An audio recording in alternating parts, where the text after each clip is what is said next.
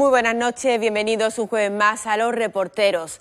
Desde hace semanas no pasa un día sin que no conozcamos un nuevo nombre de personas relevantes que tienen o han tenido sociedades o cuentas en paraísos fiscales. Sociedades opacas, conocidas como offshore, que tratan de ocultar la titularidad y que cuando menos buscan eludir el pago de impuestos.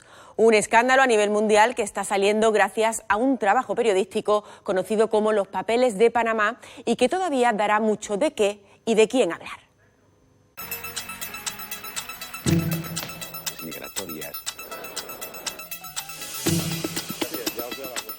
Presidentes de gobierno, ministros, políticos, empresarios, banqueros, deportistas, aristócratas, artistas. ¿Quién no tiene una sociedad oculta en un paraíso fiscal? Seguramente, muy pocas personas que no sean especialistas en economía conocieran hasta hace unos días lo que significa una sociedad offshore. Y eso que hoy los ciudadanos están más curtidos en una terminología que antes estaba reservada para las páginas salmón de los periódicos y la prensa especializada. Acciones preferentes, stock options, IBEX, cláusulas suelo, tarjetas black, primas de riesgo y ahora las offshore.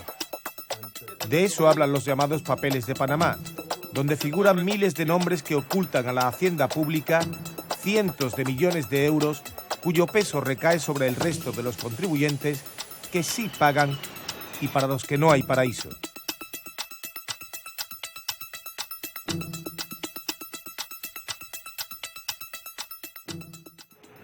Offshore significa en el mar, alejado de la costa, ultramar. Aunque si utilizamos este término anglosajón en el ámbito económico, hablamos de sociedades con ventajas fiscales o inscritas en un paraíso fiscal. Normalmente ellos no quieren llamarse paraísos fiscales, se llaman centros financieros offshore y lo que ofrecen es toda una serie de instrumentos financieros, como pueden ser sociedades, trusts, fundaciones, y el objetivo es ocultar quién está detrás de esa sociedad o de ese instrumento. Es decir, no va a aparecer la persona física y eso sirve para abrir sobre todo cuentas bancarias y poder mover el dinero a través del sistema financiero internacional o incluso pues, que la sociedad sea la que sea propietaria de los activos y en ningún momento aparezca el nombre de la persona física, que es lo que se denomina el titular real o el beneficiario de todos esos activos. Esas circunstancias generalmente van unidas a una tributación preferencial, en el sentido de que estas empresas offshore disfrutan de un trato fiscal ventajoso con respecto al resto de empresas domiciliadas en ese mismo país, pero que operan, que desarrollan una actividad comercial, empresarial en el territorio de ese país.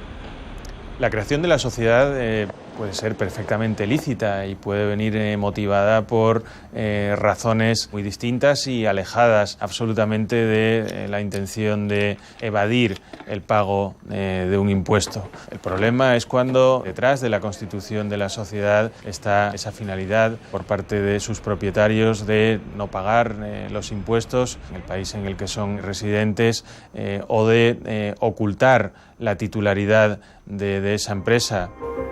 Es decir, sociedades que ofrecen todo tipo de servicios bajo un estricto compromiso de confidencialidad. Los paraísos fiscales tienen dos ejes fundamentales, que es lo que les hace ser atractivos o tan atractivos para los corruptos y los evasores.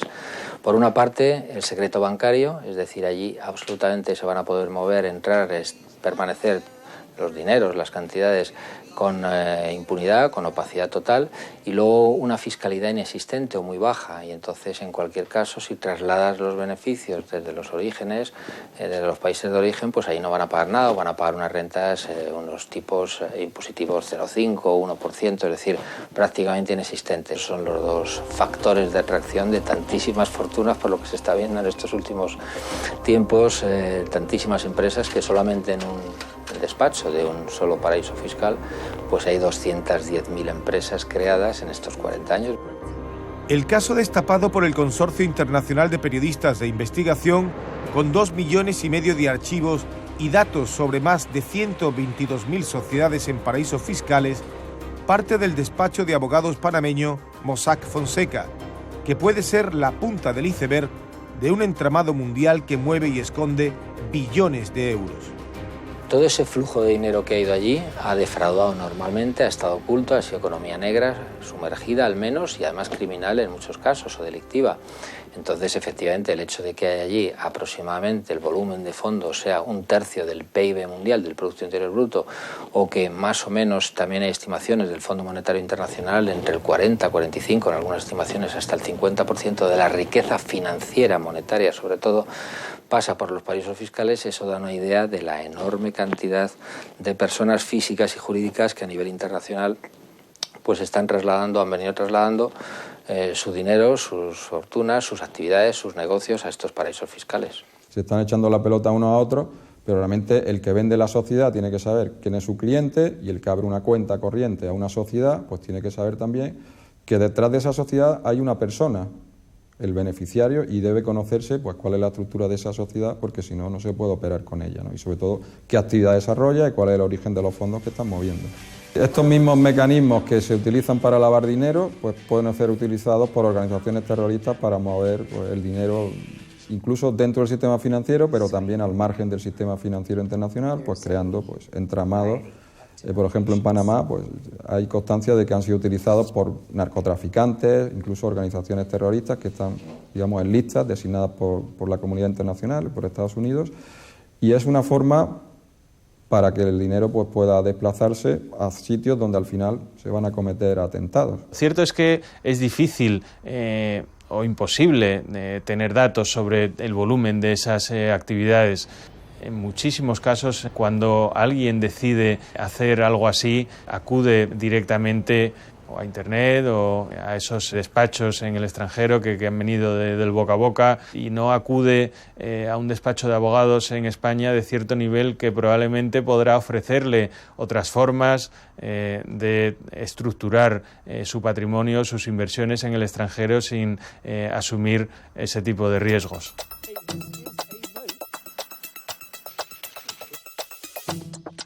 Cualquiera puede ir a Internet y meter en Google creación de sociedad offshore y le aparecerán cientos, por no decir miles, de firmas que le ofrecen la constitución de una sociedad por unos miles de dólares en cualquier parte del mundo. Se puede constituir lo que se llama un pack offshore, donde se combinan distintas estructuras jurídicas con distintos territorios, es decir, distintos paraísos fiscales. Es decir, podemos crear una compañía de negocios internacionales, por ejemplo en Panamá, que esa empresa sea propietaria de un trust en otro sitio, como puede ser Belice, y que el beneficiario de todo eso pues sea, por ejemplo, pues una fundación en otro sitio, como pueden ser las Islas Vírgenes. Entonces, bueno, pues todo eso hay empresas especializadas para crearlo, y teniendo acceso a Internet y una tarjeta de crédito, pues podemos fácilmente constituir un entramado de esas características. La comunidad internacional ha dado pasos para disponer de un marco legislativo robusto, aunque la aplicación de la normativa no es contundente, o al menos no está siendo efectiva. La política está por encima de todo. Entonces, bueno, a veces un paraíso fiscal, cada país elabora sus propias listas de paraísos fiscales y luego hay que hacer negocios. España tuvo que hacer, las empresas españolas aspiraban a hacer la ampliación del canal de Panamá. Parece ser que uno de los requisitos que puso Panamá era que se le sacara de la lista que en España tenemos de paraísos fiscales. Realmente la política es la que al final está por encima de todas estas consideraciones. Cualquier país que hubiese suscrito un convenio de esas características con España salía automáticamente de la lista de paraísos fiscales, y eso ha permitido sacar de la blacklist española a 15 países. Es el caso de Panamá, es el caso, por ejemplo, de Hong Kong, de Emiratos Árabes Unidos, de Andorra, hasta 15 territorios. El gobierno de España y el de Panamá firmaron en 2013 un acuerdo de colaboración en materia de delincuencia en el que se excluía expresamente el seguimiento de los delitos económicos y de blanqueo. Las noticias que tengo es que el blanqueo de dinero no es un delito tipificado por la legislación panameña y que por tanto no se podía incluir en ese convenio. El G20 dijo que iba a hacer muchísimas cosas, que iba a crear una legislación absolutamente muy rigurosa, etcétera, etcétera, contra los paraísos fiscales, y se ve que ha quedado o va quedando en aguas de borrajas. Ahora yo creo que esto puede ser este fenómeno, esta expansión informativa que no ha hecho más que salir la punta del iceberg, porque han salido aquí en España, por ejemplo, se dice que hay 1.200 y pico personas en las listas estas o en los documentos, y habrán salido 40, 50, 60, imaginemos lo que puede salir en estos próximos meses. En España, como en otras partes del mundo, entre las muchas personas relevantes que figuran en los papeles de Panamá, los hay que primero lo niegan. Nunca he tenido ni tengo ninguna participación en ninguna sociedad, compañía, empresa, fundación o cuenta en Panamá. Aunque después las evidencias obliguen a la dimisión y a la retirada de la vida pública. También están los que reconocen tener este tipo de sociedades, aunque la mayoría alega que están vacías de contenido. No es creíble el argumento de que creas una sociedad y la tienes inactiva. ¿Para qué la has creado entonces? Que den una explicación. En plena campaña de la renta, cuando millones de contribuyentes declaran cuánto tienen, contrasta y chirría la larga lista de ciudadanos, algunos muy influyentes y poderosos, que pretenden que el viejo lema «Hacienda somos todos» no sea más que un eslogan.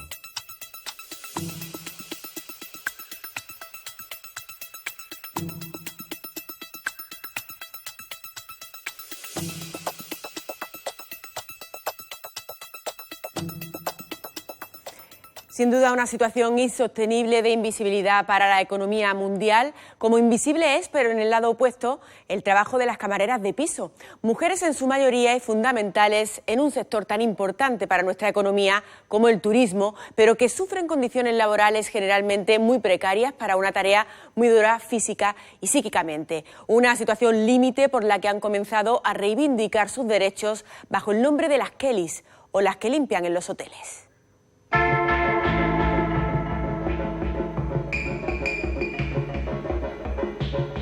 La hostelería será la primera industria, pero que tenemos muchos esclavos en esta industria metida. Y es de vergüenza que un cliente paga por una habitación 1.500 euros, 400 euros por una habitación, pero que sepa el cliente que la limpiadora le están pagando 2 euros por limpiar esa habitación. Yo he firmado un contrato de 4 horas, voy a cobrar 600 euros. Cuando vas a trabajar, pues no son 4 horas. No son 4 horas porque te ponen un parte de trabajo de 20 habitaciones. Y en 20 habitaciones no se puede hacer en 4 horas. En 8 horas y malamente. Dale, ahora tú vas estirando la sala. Pues mira, este mueble es 2 o 3 veces lo que tenemos que moverlo. Las manos, mira cómo las tengo. Me da mucha pena porque, digo, cuando mis manos no me responden, ¿qué voy a hacer? Yo me levanto por la mañana antes de venir aquí. Me tomo como 4 pastillas entre calmantes, entre tratamientos. Antes de comer me suelo tomar otro calmante. Cuando llego a casa otro. Por la noche otro. Para poder descansar, si no, no descanso. Pero como hay que trabajar y hay que comer, hay que aguantarse con los dolores. Porque este es un trabajo para jubilarse con menos edad. Muchas necesitan medicarse a diario para afrontar una jornada laboral dura y siempre a contrarreloj. Son las camareras de piso, las que limpian los hoteles. Discretas, casi invisibles en el día a día, han roto ese silencio para denunciar sus cada vez más precarias condiciones de trabajo.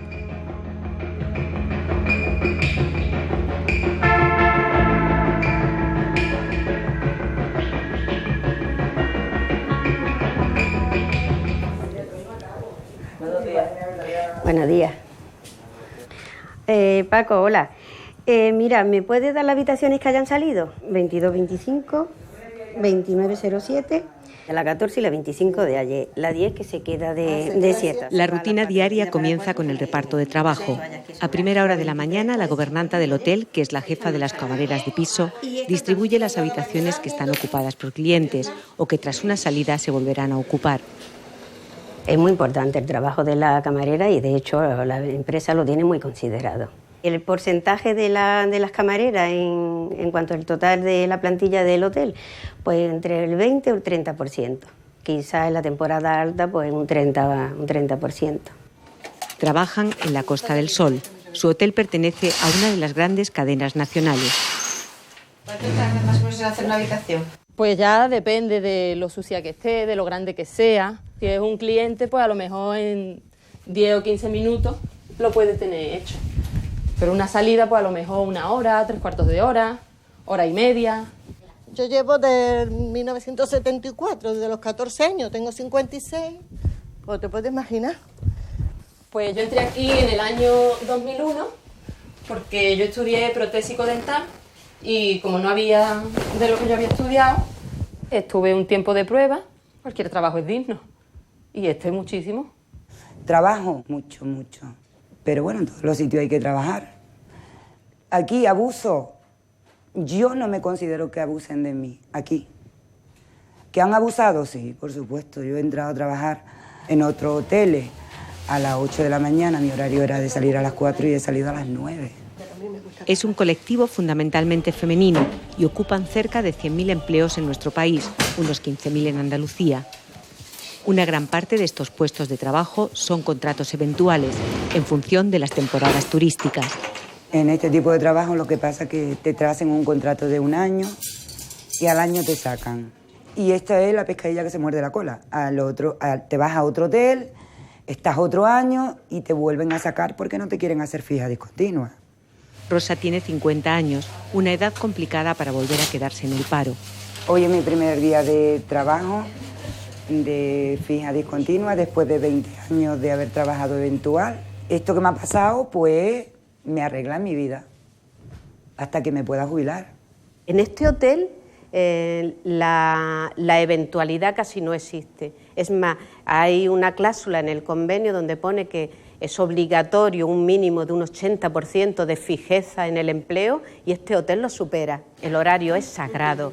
Entramos a las 8 y salimos a las 4. Las condiciones de trabajo son dignas y el salario que cobramos es justo. Hemos conseguido muchísimas cosas luchando, pero ahora la tenemos. Comenzó a trabajar como camarera con 21 años. Cuando me incorporé a este hotel, pues empecé desde primera hora como delegada sindical, como representante de mis compañeros y después de 37 años sigo siendo representante de mis compañeros. Pepi conoce bien la problemática del sector. Sabe que los derechos que ellas aún mantienen se están perdiendo en muchos hoteles.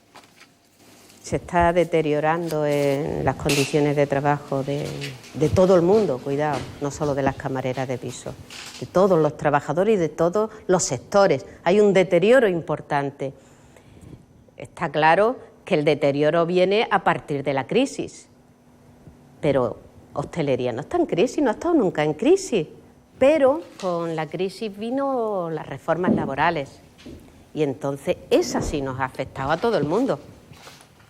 Ella es una de las protagonistas del libro Las que limpian los hoteles, un documento que se acaba de presentar en el Congreso de los Diputados y recoge el testimonio de 26 camareras de piso. 26 mujeres que hablan de su oficio, de sus problemas de salud y de cómo se han ido deteriorando y endureciendo sus condiciones de trabajo. Historias que hablan de precariedad laboral. Nosotras nos levantamos por la mañana, vamos a trabajar con el miedo de que a lo mejor mañana no nos despiden. Porque tenemos también el miedo de que no se puede hablar, porque si no hacen que te vayas, porque te hacen la vida imposible. Contratos ya de los más precarios, te contratan por 4 horas, pero tú trabajas 8 horas, al final te ajustan las cuentas de las habitaciones que has hecho porque te pagan ya por habitaciones cada vez a menos y tú dices, bueno, vale, este mes pues voy a sacar los 600 euros. Te vienen con el descuento y has ganado por 450.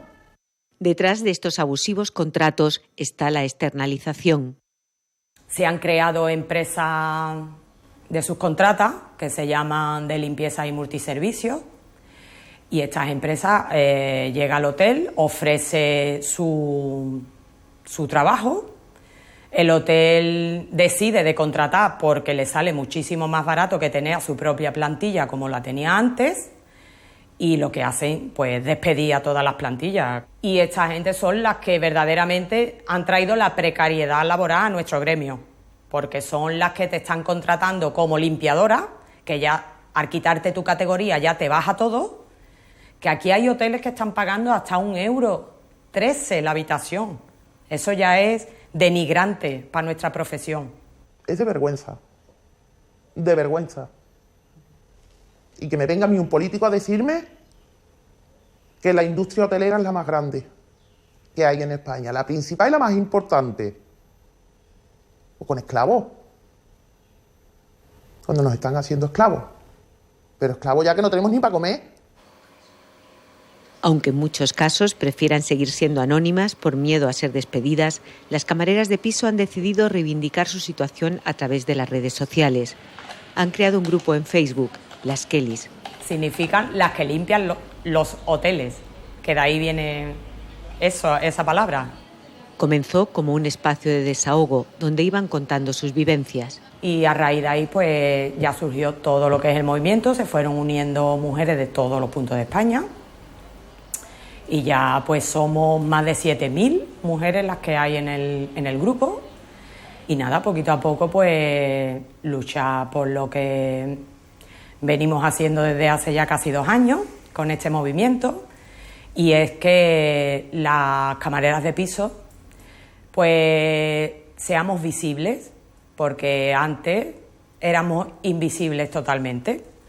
En el muro denuncian no solo sus jornadas interminables, también el estrés y las dolencias que sufren como consecuencia de esa actividad laboral. Me veo cada día más mayor, me cuesta más trabajo, tengo unas dolencias muy grandes en las rodillas, en las manos, y hay que estresarse mucho. De mí me ha dado un infarto en el dormir, del estrés y de la ansiedad que llevamos. El estrés hace que los músculos y los tendones lo tengamos siempre en tensión, y eso va desgastando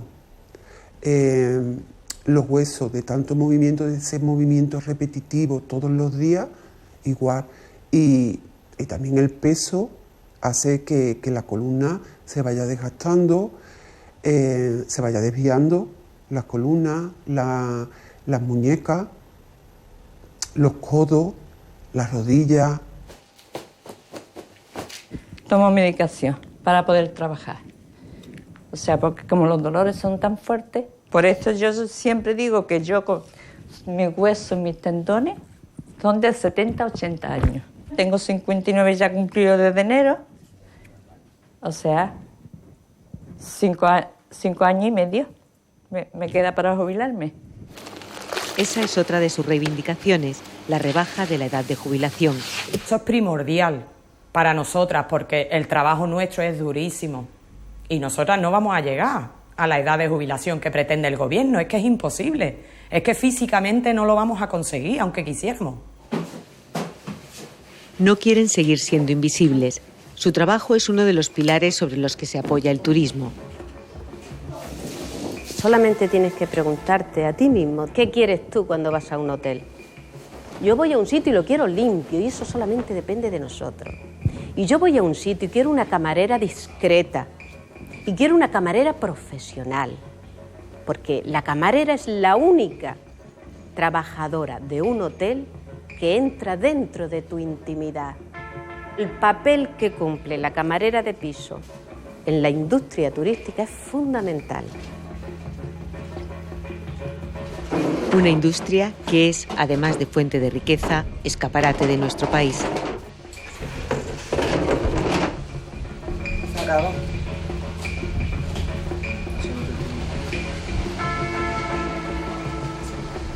Son reivindicaciones justas para tener una vida larga y sana.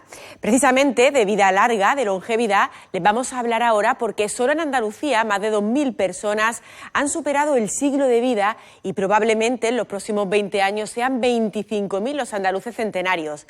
Y es que cumplir 100 años ya no es tan excepcional.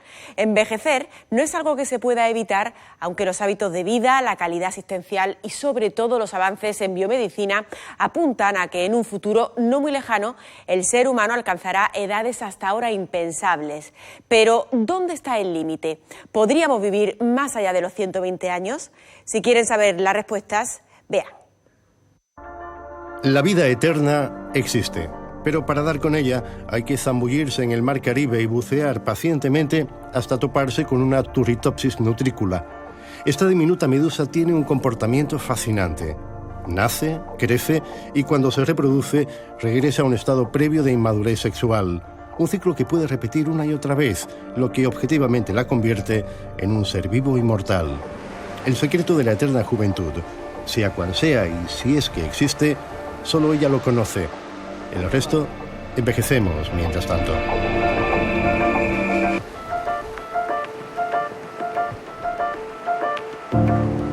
Pero, ¿por qué nos hacemos cada día un poco más viejos? Esta sencilla pregunta no tiene una respuesta simple. Existen alrededor de 300 teorías científicas para explicar el progresivo deterioro del cuerpo humano. Todas son válidas, pero ninguna es capaz, por sí sola, de abarcar el complejo proceso que nos conduce desde la juventud a la tercera edad. Las causas del envejecimiento no las conocemos, pero eso no quita para que se hayan producido verdaderos avances para saber que hay factores que acortan y alargan la vida. Nosotros hemos utilizado como base siempre la teoría de los radicales libres. Lo que dice es que las oxidaciones son la causa de todas las alteraciones moleculares que ocurren en las células, lo cual conlleva a un debilitamiento de los tejidos y al final al envejecimiento y a la muerte de los organismos. En síntesis, envejecemos porque envejecen y mueren nuestras células, y porque aquellas que siguen activas se oxidan con el paso del tiempo y pierden su capacidad de reparar el desgaste paulatino de órganos y tejidos. ¿Qué es lo que se pretende con la medicina regenerativa? Pues utilizamos células madre congeladas para su uso futuro. Es decir, que tenemos dos posibilidades. Una, para el tratamiento de enfermedad, porque inyectada en un tejido que sufra alguna patología, pueden regenerarlo, o bien utilizarlo incluso para prevenir alteraciones futuras. La genética influye sin duda, pero no tanto como pensamos. Las cartas que nos tocan en suerte al nacer no determinan necesariamente la duración de la partida.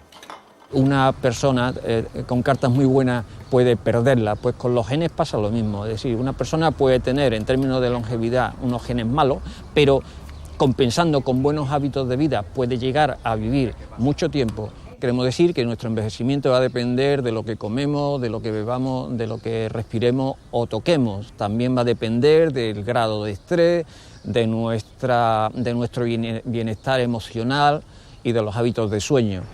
Y también dependerá de cuál sea nuestra actitud a la hora de enfrentarnos a la vejez, una fase vital que la sociedad todavía percibe como un paisaje oscuro y poco gratificante. Se habla de la gente mayor, de los viejos, de una forma con una serie de estereotipos, que si son irritables, que si son gruñones, que si son tacaños, que hace que se vea muy mal la vejez. Como se ve mal la vejez, muchos individuos no quieren llegar a ello, hacen todo lo posible por evitar parecer viejos. Esa es una fase más de nuestro itinerario y hay que abordarla con ilusión, con ilusión. ¿Por qué no? Porque podemos tener vivencias que puedan ser más ricas que las que hemos tenido previamente. Podemos conocer a nuestra pareja, podemos conocer a amistades importantes, podemos aprender. Entonces, aquella persona que asume esa fase como un itinerario más va a vivir mucho mejor la vejez en todos los sentidos. Todo es relevante, los hábitos de vida, una mentalidad positiva y la suerte, claro, pero también el desarrollo científico y la calidad de la atención sanitaria de la que gocemos. Un privilegio solo al alcance del mundo desarrollado, donde la esperanza de vida es ahora el doble que hace un siglo. Y no solo eso, el número de personas que han alcanzado y superado los 100 años ha aumentado notablemente en las últimas décadas, un fenómeno que también se da en Andalucía. Los últimos datos del Padrón Municipal de Habitantes, que son de enero de 2015, indicaban que había algo más de 2.000 personas centenarias en Andalucía. De hecho, son 4 veces más que las que había a inicios de siglo.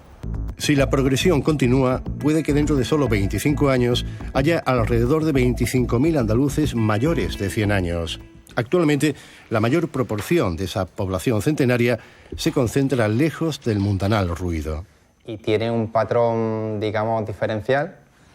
La zona con mayor proporción es la de Sierra de Aracena, y esto, digamos, se extiende por todo el norte de las provincias de Huelva, Sevilla y Córdoba, y luego hay un segundo núcleo en el noreste de las provincias de Granada y de Almería. En términos relativos, destacan 3 poblaciones cuyo número de vecinos centenarios supera la veintena. Hablamos de Baza, en Granada, Martos, en Jaén, y Baena, en Córdoba. Hola, bienvenido a Baena. Mi madre os está esperando pasar.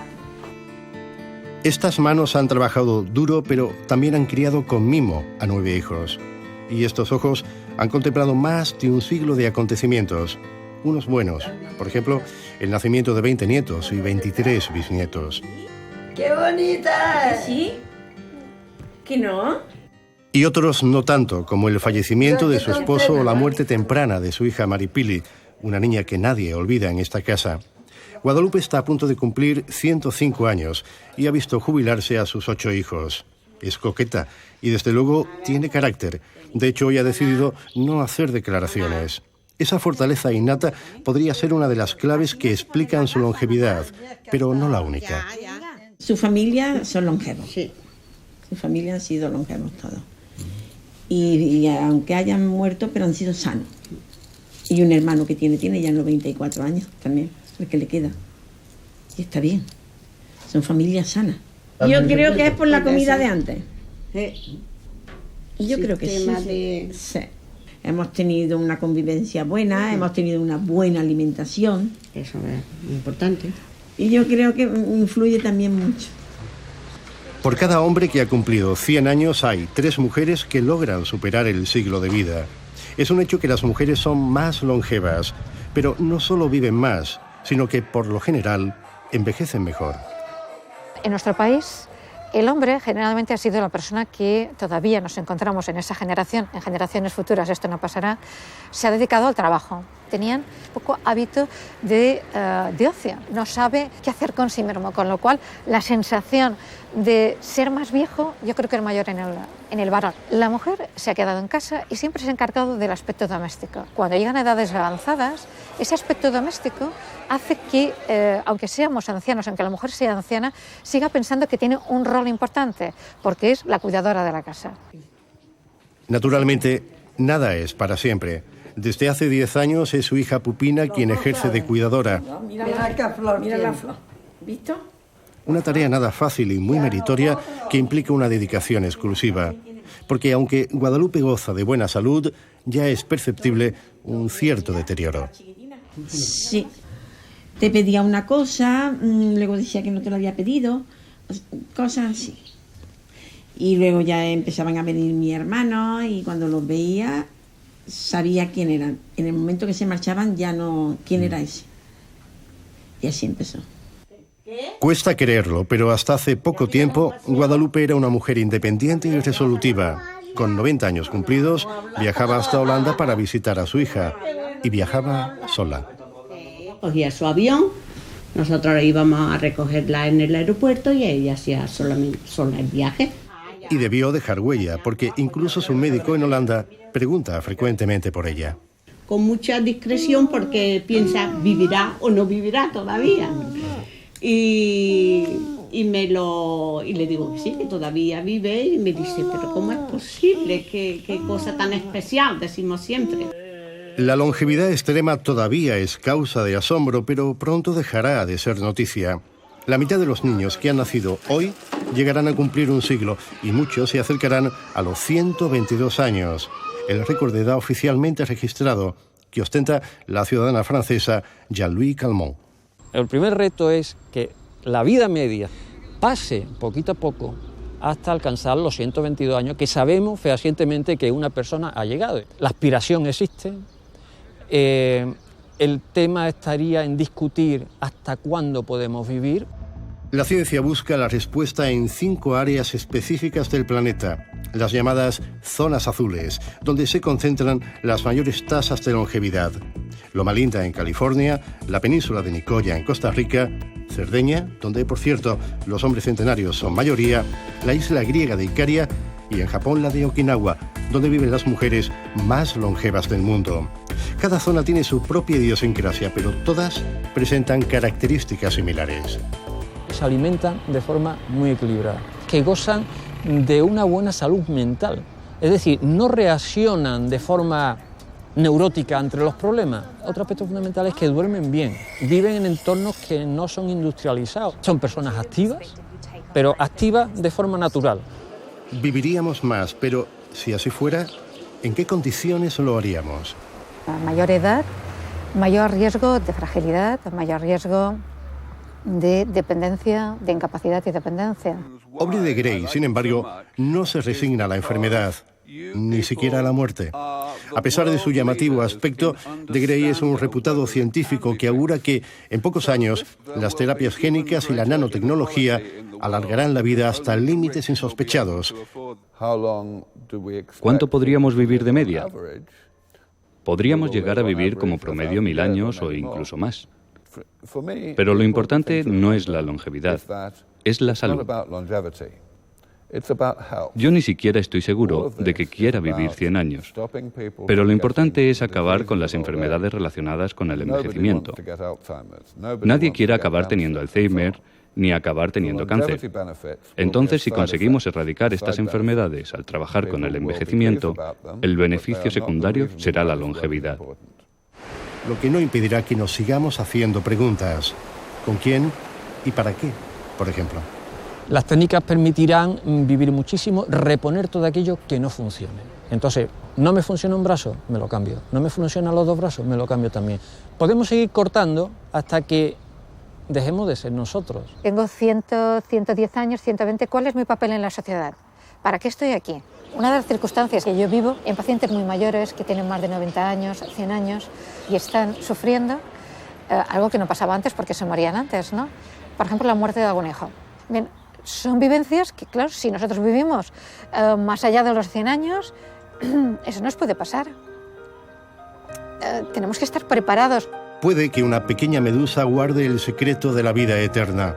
Sin embargo, el secreto de una vida real, larga y plena, hay que buscarlo en pueblos como Baena y en familias como esta. Hermano de esposorio, 81 años. Mi hermana Loli, 78. Este es Paco, 76.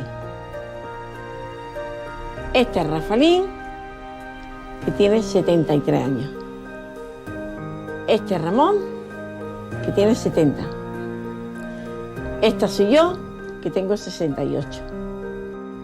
Esta es José Antonio, que tiene 65. Esta es Encarni, que tiene 63.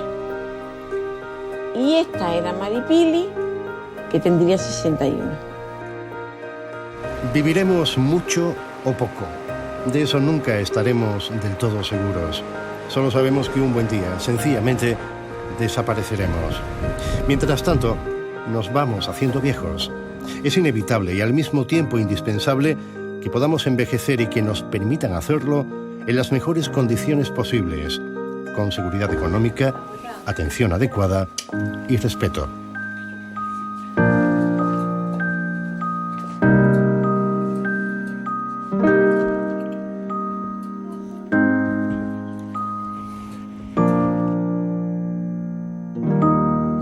Mientras editábamos este reportaje supimos que Guadalupe, la señora de Baena, protagonista de nuestro reportaje, había fallecido. Por expreso deseo de sus hijos hemos decidido emitirlo tal y como fue concebido.